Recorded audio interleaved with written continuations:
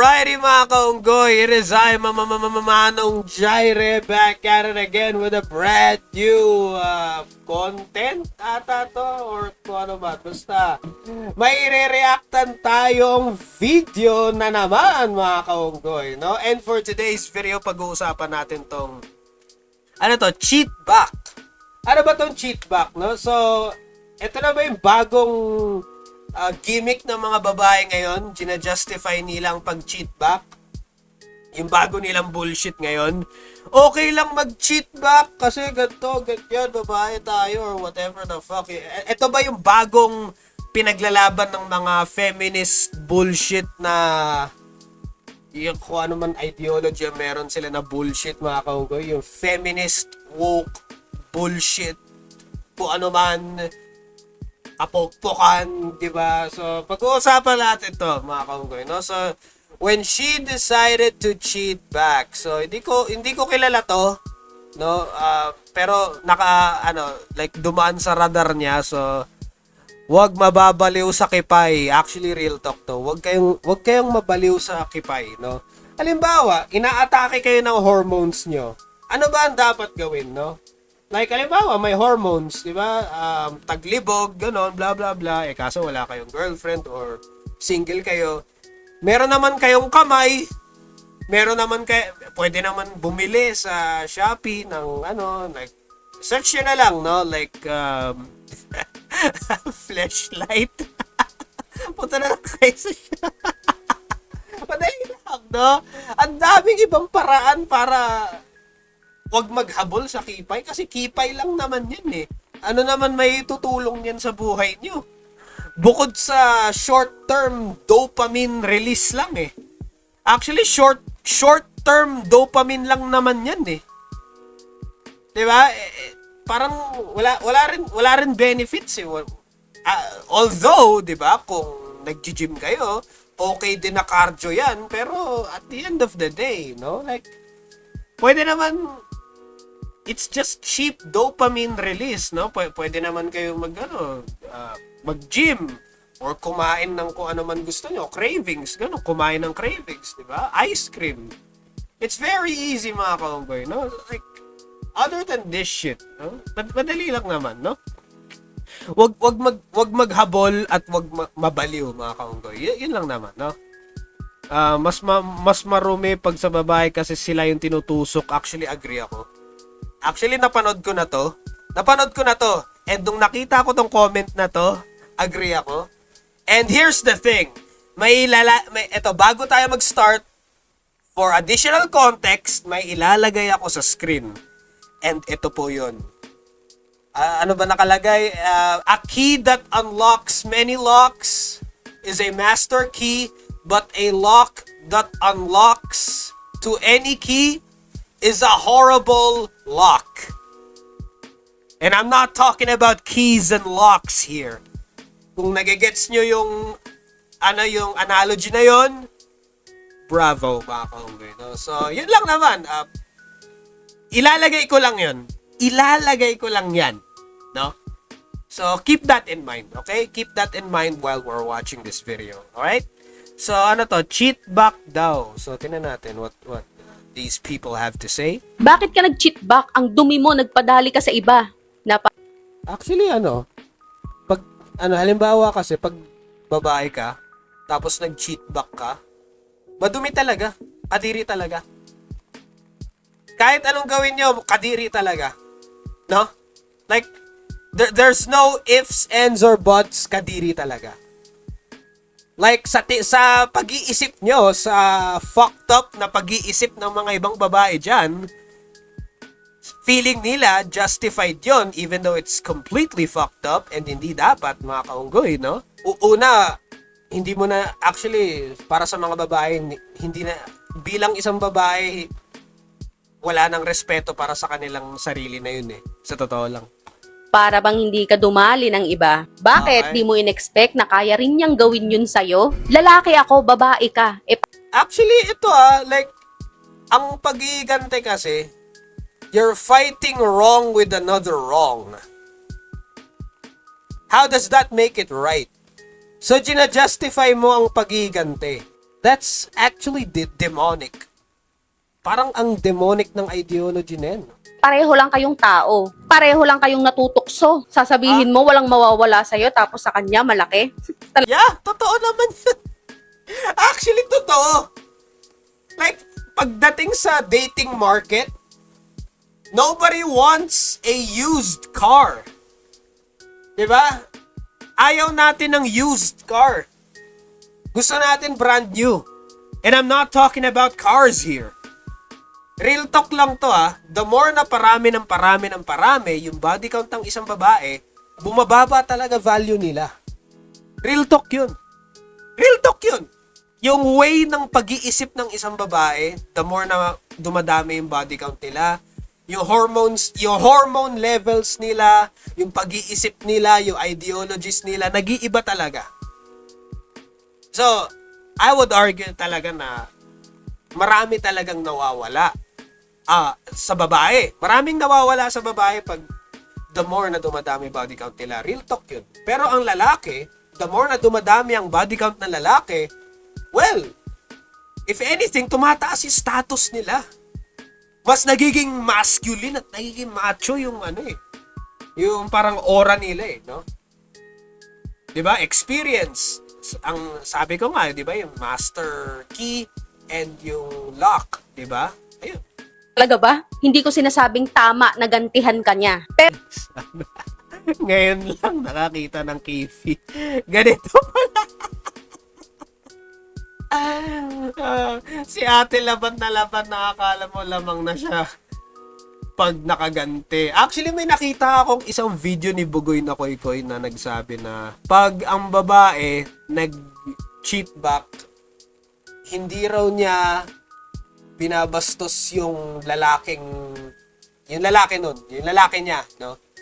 Ang binabastos daw niya yung sarili niyang tatay. Kumbaga, nagiging disappointment siya sa tatay niya. That really says a lot, no? That really says a lot.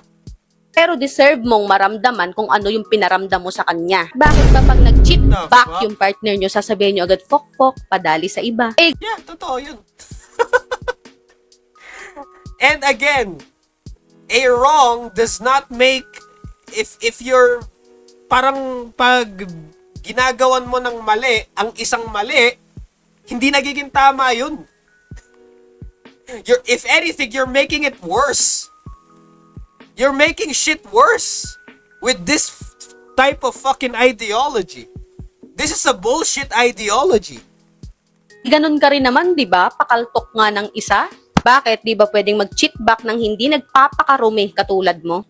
Eh di Ito maganda to. pinatunayan mong mababang klase ka ng babae. Ooh! Puta, tapos na! Ribat pa lang! Tapos na! Right? Tapos na. Actually, hindi ko na kailangan panoorin to lahat. That's the end of the video, no? Doon pa lang tapos na eh. Kasi it only shows na low IQ na babae ka pag ganito yung pag-iisip mo. Pag ganito yung pag-iisip mo, low IQ ka na babae. At mababang klase ka na babae. Sa totoo lang. No? Real talk yan. No? Nag-cheat na nga, nag-cheat ba ka pa, eh di wala ka ring respeto sa sarili mo. Mismo. Ay, nako, itong mga bullshit na feminist woke bullshit ideology na to, mga kaunggay, no? Basura talaga yung nila, no? Basura talaga ideology nila, eh. Yung mga ideology nila, basura, demonic, walang kwenta, low IQ, basura talaga yung mga nila, yung mga opinions nila. Real talk. Bumaba ka sa level niya eh. Oh, yun. No? Mismo. Kasi ang pangunahing solusyon mo, paghihigante. Oo. Tsaka yung sinasabi mong hindi ka naman magpapakarumi pag nag-cheat ba ka, tanga, hindi malabong mabembang ka din ng bagong lalaki mo.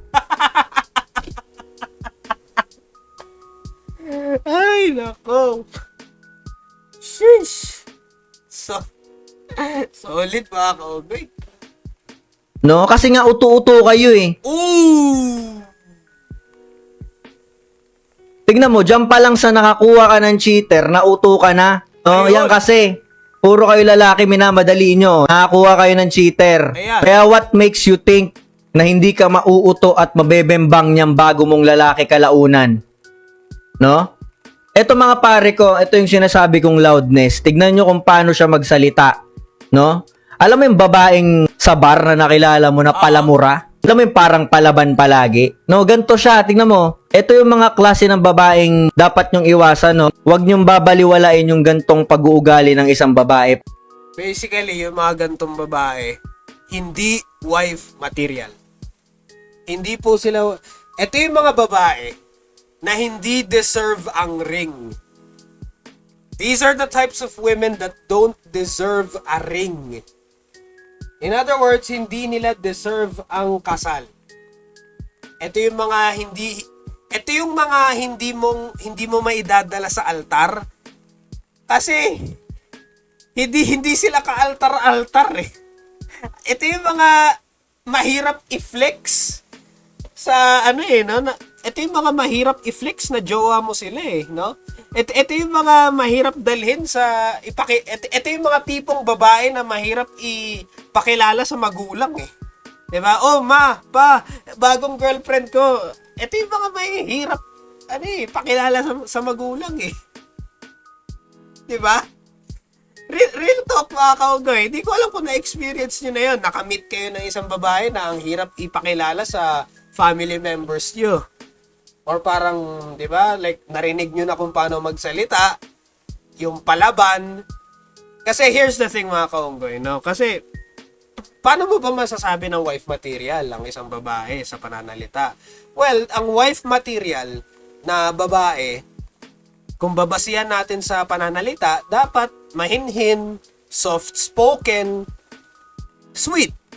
Ayun, mga kaunggoy. Basically, mahinhin at soft-spoken na babae, yun wife material na babae.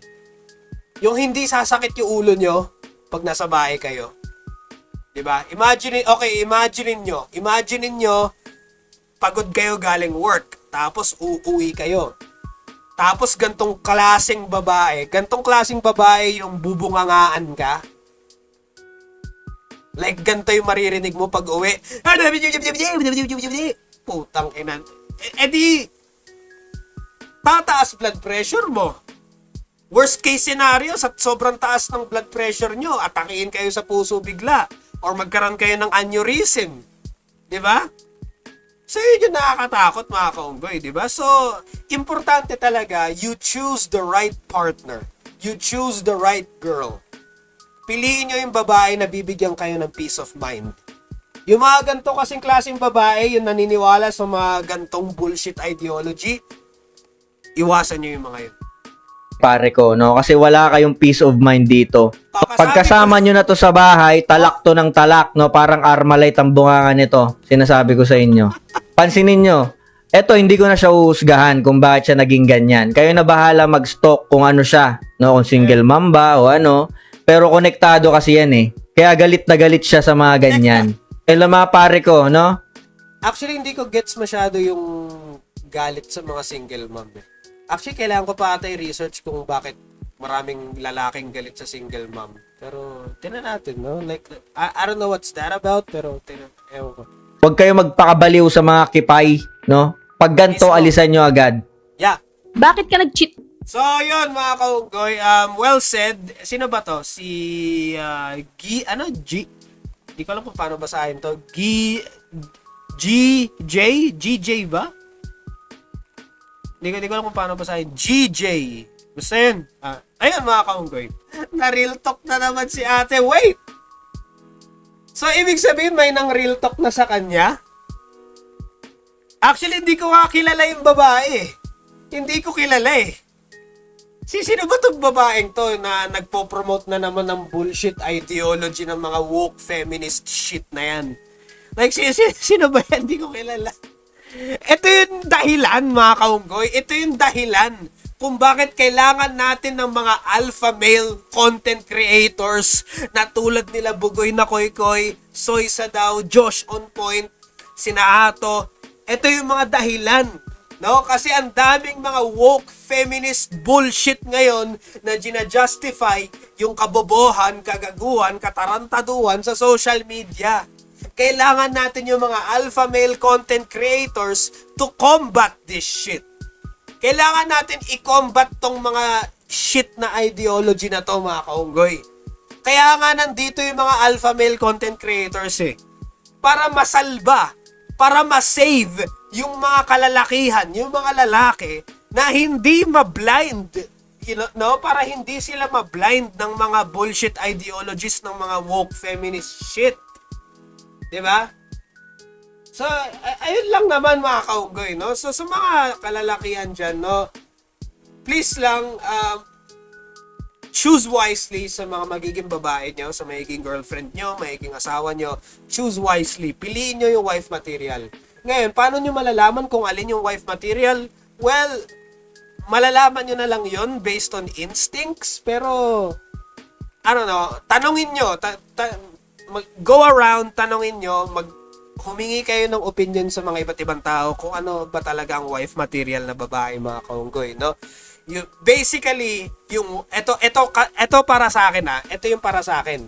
Ang wife material na babae, yung magbibigay sa inyo ng peace of mind at ayun, basically yun yung pinaka number one talaga pinaka number one. Babae na magbibigay sa inyo ng peace of mind, hindi tataas blood pressure nyo, hindi kayo atakin sa puso, hindi kayo may stress lalo, mga kaunggoy. Ayun, babae na magbibigay sa inyo ng peace of mind. Ngayon, gagawin kong topic to in a next video, in a separate video, mga kaunggoy. Stay tuned for that. Abangan nyo na lang. And that's the bottom line because Manong Jere said so. I gotta head out.